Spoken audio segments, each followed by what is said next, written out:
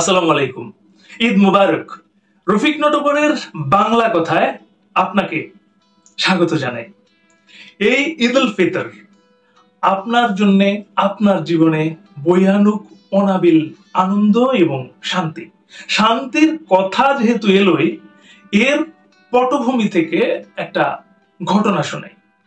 ঘটনাটি এক সৌদি যুবকের। সে তার জীবনের প্রতি মোটেও সন্তুষ্ট ছিল না। তার বেতন ছিল মাত্র 4000 রিয়াল।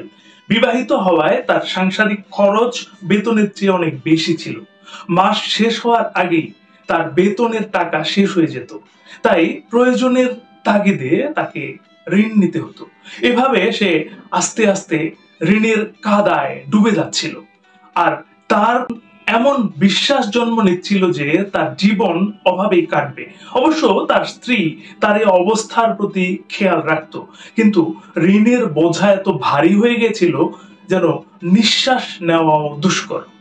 একদিন সে যুবক তার বন্ধুদের এক মজলিসে গেল।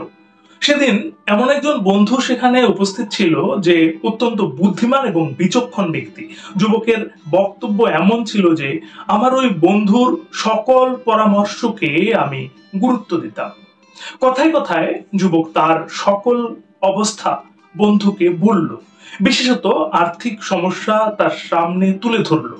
তার বন্ধু মনোযোগ সহকারে কথাগুলো শুনলো এবং বলল, আমার পরামর্শ হলো তুমি তোমার বেতন থেকে কিছু টাকা সৎকার জন্য নির্ধারণ করো। যুবক আশ্চর্য হয়ে বলল, জনাব, সাংসারিক প্রয়োজন পূরণেই আমি ঋণী হয়ে গেছি, আর আপনি আমাকে সৎকার জন্য টাকা নির্ধারণ করতে বলছেন?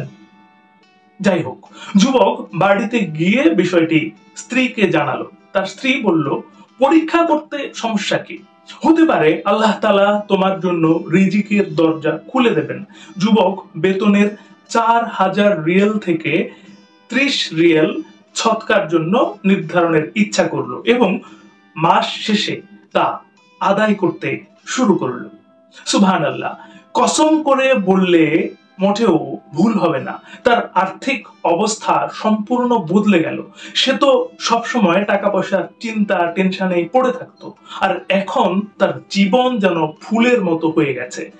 এত ঋণ থাকা সত্ত্বেও নিজেকে স্বাধীন মনে হতো। তার মনের মধ্যে এমন এক অনাবিল শান্তি হচ্ছিল যা বলে বোঝানো সম্ভব নয়।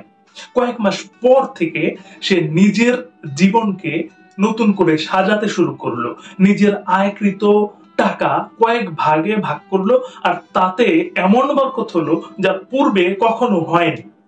সে হিসেব করে একটা আন্দাজ করলো কতদিনে ঋণের বোঝাটা মাথা থেকে নামাতে পারবে ইনশাল্লাহ। কিছুদিন পর আল্লাহ তাআলা তার সামনে আরো একটি পথ খুলে দিলেন।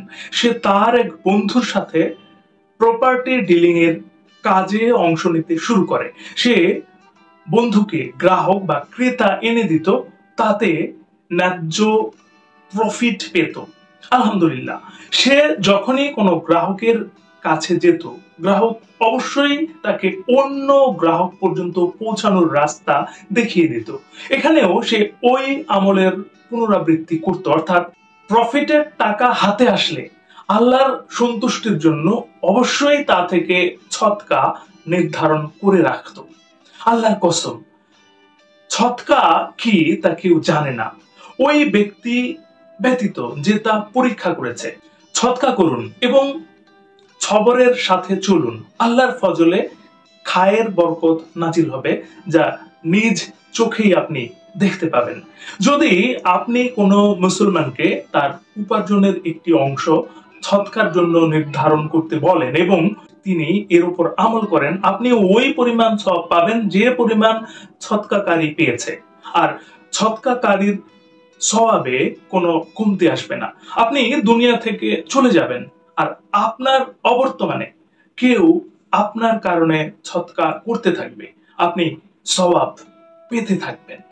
আপনি যদি তালেবে ইলম হন এবং আপনার আয় একেবারে সীমিত ও নির্ধারিত হয়, তবুও কম বেশি যত দূর সম্ভব সামান্য কিছু হলেও সৎকার জন্য নির্ধারণ করুন।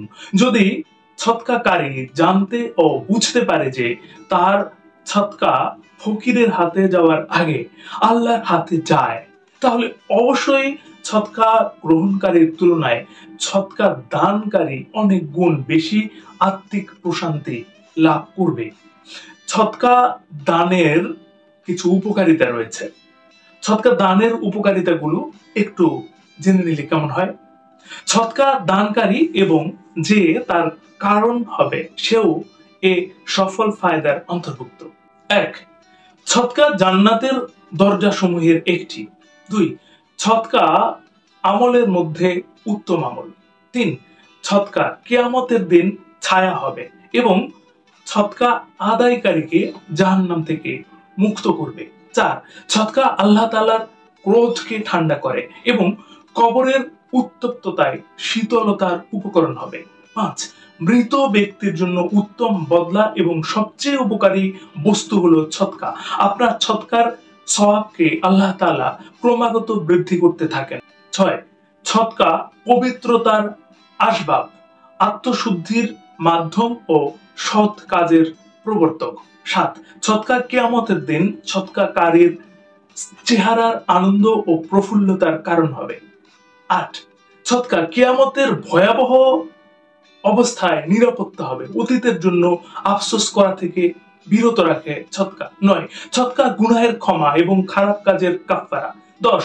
সদকা উত্তম মৃত্যুর সুসংবাদ এবং ফেরেশতাদের দোয়ার কারণ। 11. সদকা দানকারী সর্বোত্তম বান্দাগণের অন্তর্ভুক্ত এবং সদকার সওয়াব প্রত্যেক ওই ব্যক্তি পায় যে কোনো না কোনো ভাবে অংশীদার হয়। 12.